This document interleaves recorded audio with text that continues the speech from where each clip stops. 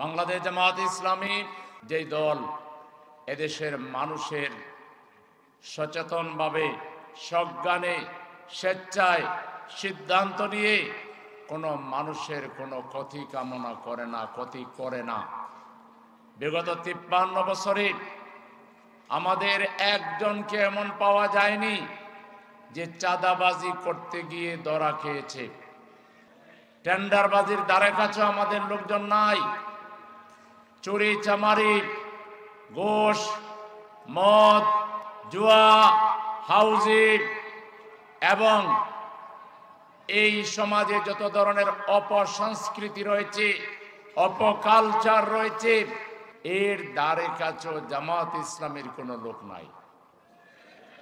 বিগত দিনে অন্যরা রাজনীতি করেছে,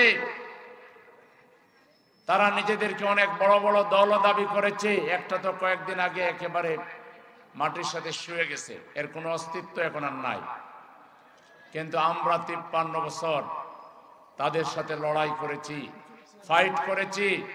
তারা অন্যায়ভাবে আমাদের উপর আক্রমণ করেছে, জুলুম করেছে, সন্ত্রাস করেছে, আমাদেরকে রিমান্ডে নিয়েছে, আমাদেরকে হত্যা করেছে, খুন করেছে, ফাঁসি দিয়েছে, আমাদেরকে কোথাও দাঁড়াতে দেয়নি।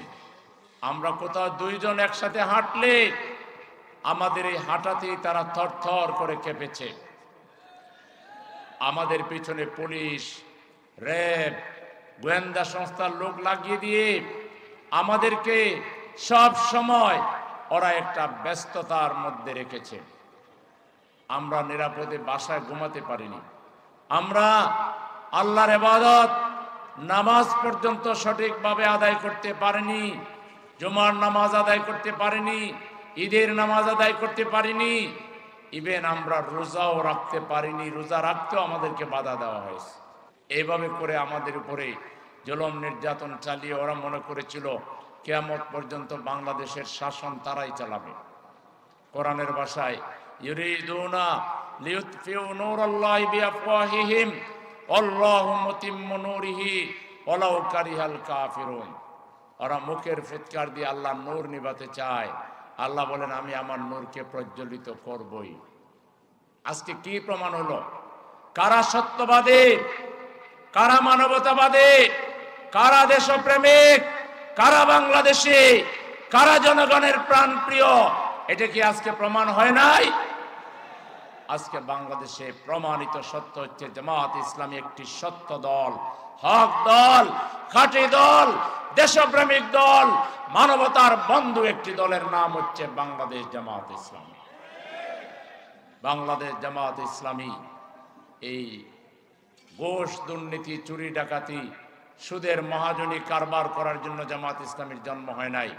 জামাত ইসলামীর জন্ম হয়েছে এই জমিন থেকে সকল প্রকার মানব রচিত চিন্তা, চেতনা, দৃষ্টিভঙ্গি, মানুষের তৈরি করা সকল জাহিলিয়াত, মতবাদ, অপসংস্কৃতি, ঘুষ, সুদ, দুর্নীতি, জাহিলিয়াত সব কিছুকে মানুষের মনোজগতে বিপ্লব তৈরি করে মানুষকে বুঝিয়ে তার চিন্তাধারার পরিবর্তন করে তাকে আল্লাহর একজন গোলাম বানিয়ে, তাকে আল্লাহর নবীর একজন শ্রেষ্ঠ উম্মত বানিয়ে, তাকে পরকালমুখী জীবনের অধিকারী বানিয়ে, একজন মুত্তাকি মানুষ বানিয়ে, মানবতার জন্য সে হবে একজন নিরাপত্তার গ্যারান্টার। মানুষ তার কাছ থেকে কোনো ক্ষতি তো দূরের কথা, মানুষ তাকে কখনো বিন্দু মাত্র কোনো সন্দেহ করবে না যে এই মানুষ তার কোনো ক্ষতি করতে পারে।